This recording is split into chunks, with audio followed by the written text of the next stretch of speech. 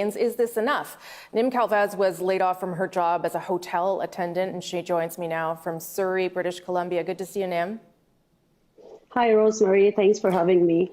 So you were laid off, not surprisingly, as hotels and the tourism sector closed down. What have you done to help yourself, and how has the government helped you? The government helped us with the CERB, the $2,000 benefit that they're giving us. But aside from that, there's not much available for the workers, and it's pretty disappointing. But we're hoping in the long run or long term, the government will figure out something for the workers, especially in my industry. We are the most hardly hit because we rely on tourism for our business and for our work. And seeing how things right now, it's gonna be a while before people want to travel or stay in hotels. Well, and I think your issue is more complicated because the $2,000 is not just helping you, it's also helping your daughter who is in the Philippines. Is that right? Yes. So aside from myself, I'm helping a family in Philippines, and I'm sending them money mostly every month. And the living expenses in Vancouver alone is very expensive. From $2,000, my rent is almost $1,500, $500. What's left for food and groceries, and that's nothing. And I am using other resources like credit card to stay afloat. And how long do you think you can go on like that, Nim?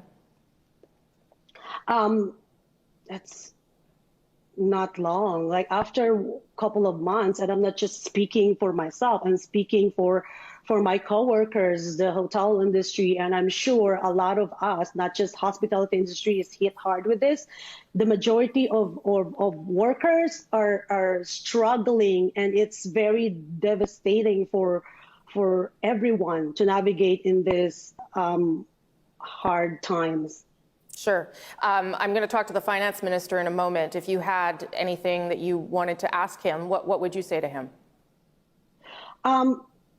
I'd like the government to think of helping workers in the long term, because right now it's fine, but after maybe a month or two, even right now, we're not okay. It's we lose half of our wages, and that's very hard, but we can manage for short term.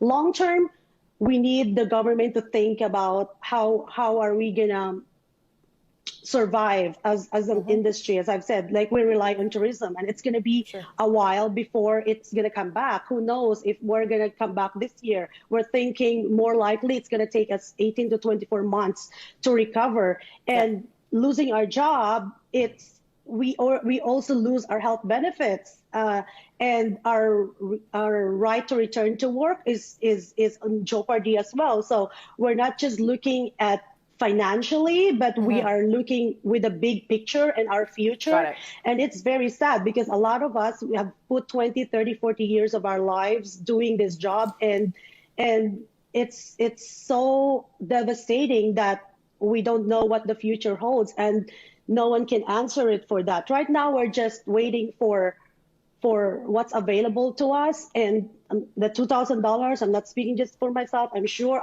it's not enough. Okay.